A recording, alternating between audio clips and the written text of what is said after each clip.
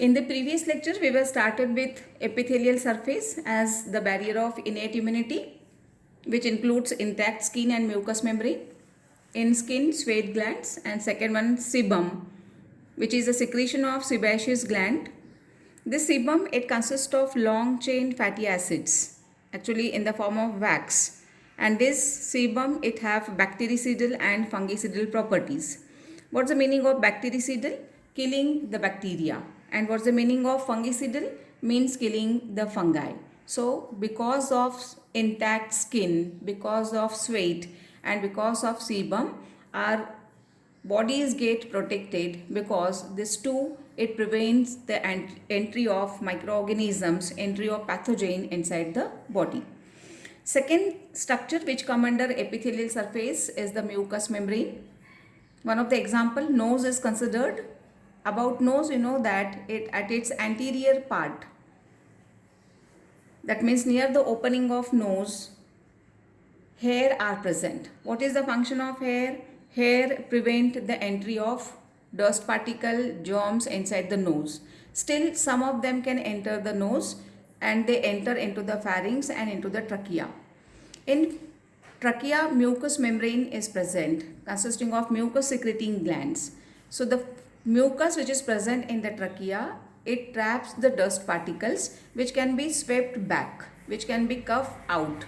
So entry of germs, entry of pathogens is prevented because of presence of mucous membrane. So these two are the important point under this epithelial surface. Now some of the important points are coughing reflex. Coughing reflex means what? Because of coughing along with mucus, the germs, the microorganisms, the dust particles can be given out. Saliva is also present in the mouth, which is present in alkaline medium, and this saliva, it have inhibitory effect on the microorganism. It inhibits the growth of these microorganisms. Next one is acidity of gastric secretion. What do you mean by gastric secretion? Gastric secretion means the secretion of stomach. This secretion of stomach is acidic in nature, kills the microorganisms. Flushing action of urine eliminates bacteria from urethra. As urine is flushed out from the body, many of the bacteria are given out. Spermine and zinc present in semen are antibacterial. What do you mean by semen? It is a reproductive fluid in which the sperms are present. It consists of spermine and zinc, which is antibacterial, anti for against the bacteria, not allowing the growth of bacteria, it kills the bacteria. So these are the points related with epithelial surface. Now second barrier for innate immunity is antimicrobial substance in blood and tissue. This antimicrobial substance in blood and tissue includes complement system and interferon. Antimicrobial substance in blood and tissue includes complement system and interferon. What is this complement system? This complement system, also known as complement cascade, it is a part of immune system that enhances the ability of antibodies and phagocytic cells to clear the microbes and damaged cells from an organism. This cascade system or the complement system also promote inflammation and attack the pathogen cells membrane. Okay, so remember, complement system is for enhancing the ability of antibodies and phagocytic cells to clear the microbes. Remember that. It enhances what? It enhances the ability of antibodies and phagocytic cells to clear the microbes. This complement system, it consists of more than 30 serum proteins in inactive state. These serum proteins are actually the antibodies, and these antibodies, they fight against the antigens.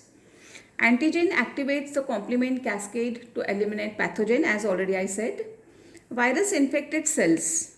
We are going to study about interferons. What's the meaning of interferons? These interferons are produced by virus infected cells. When the cells are infected by viruses, these cells start producing interferons, and these interferons take care that remaining cells which are present in the surrounding, in the vicinity, will not be damaged. So interferon is to take care of remaining cells which are present in the vicinity.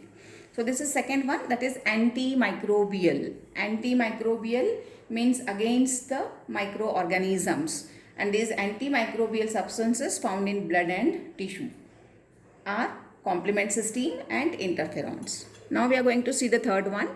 This third one is cellular factors in innate immunity. Cellular factors means present in the form of cells. These cells which are found in the blood, in the tissue fluid, includes phagocytic cells and lymphocytes. What's the meaning of word phagocytic?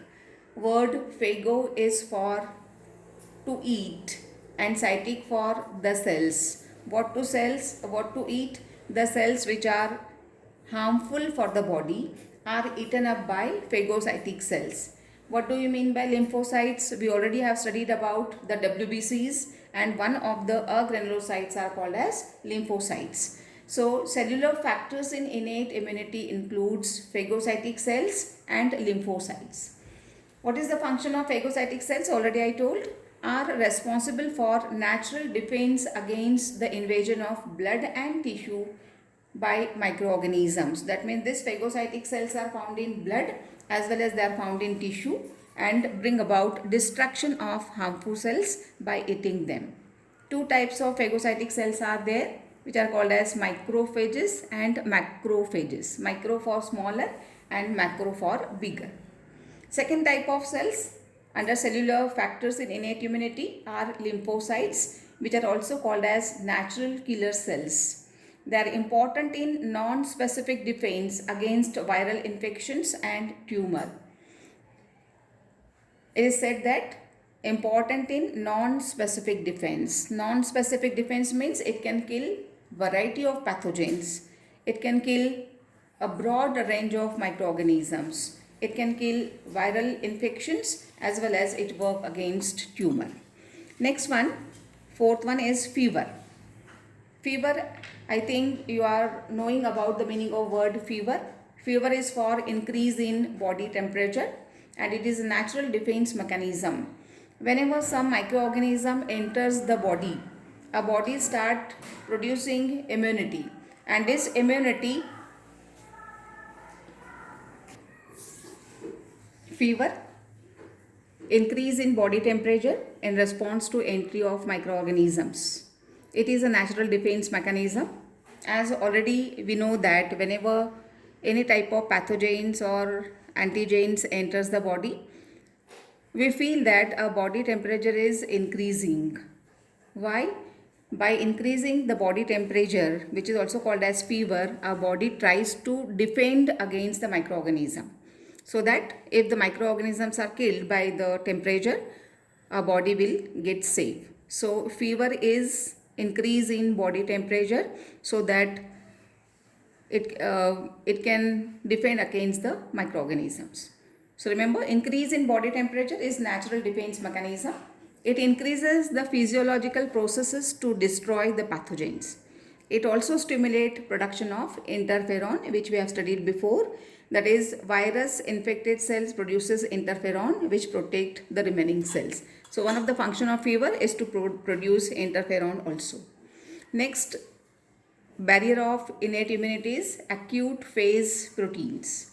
What are these acute phase proteins? Infection or injury leads to sudden increase in concentration of certain plasma proteins, which are collectively called as APPS. It is for acute phase proteins. These acute phase proteins, they enhance the host resistance, which prevent tissue injury and promote repair of inflammatory lesions. That means these proteins which are suddenly get accumulated, they increases the resistance power. They prevent tissue injury and they promote repair of inflammatory lesions. What's the meaning of repair of inflammatory lesions? Inflammation means the swelling. So because of any injury, some lesions are get formed, some inflammations are there, they are get repaired by this APPS or acute phase proteins. The acute phase proteins include C-reactive proteins called as CRP, mannose binding proteins, alpha-1 acid glycoprotein and serum amyloid. That means this type of proteins are get accumulated suddenly inside the body if there is entry of any pathogen or the microorganism is there and protecting the body. So we have studied these 5 types of barriers of innate immunity. As first one, epithelial surface having intact skin and mucous membrane. Second one, antimicrobial substance in blood which involve complement system and interferon. Third one, cellular factors in innate immunity which includes phagocytic cells and lymphocytes. Fourth one is fever, that is increase in body temperature in response to entry of pathogens or microorganisms. And fifth one, acute phase proteins. These proteins, they get accumulated suddenly inside the body with entry of pathogens, and it helps in increasing the host resistance. It also prevent tissue injury and it promote repair of inflammatory lesions. Next to that, we have to study about acquired immunity.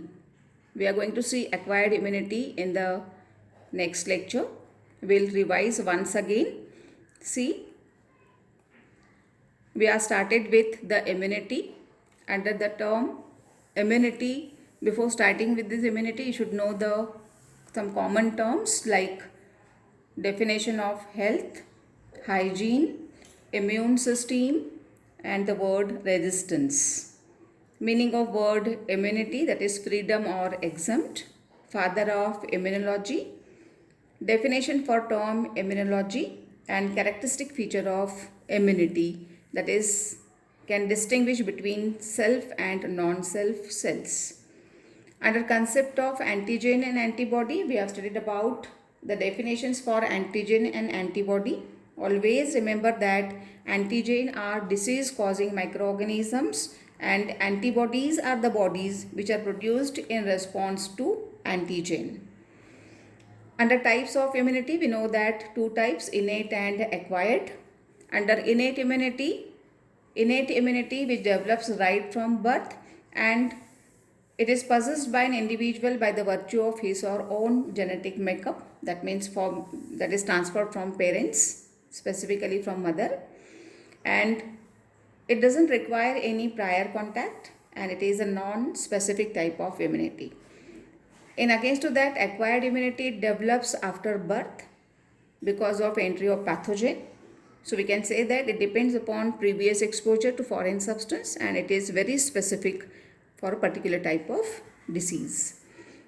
About innate immunity, in detail we have seen it is because of 5 barriers: epithelial surface, antimicrobial substance in blood and tissue, cellular factors in innate immunity, fever, and acute phase proteins. We already have studied all these things in detail. In the next lecture, we are going to study about acquired immunity and its details.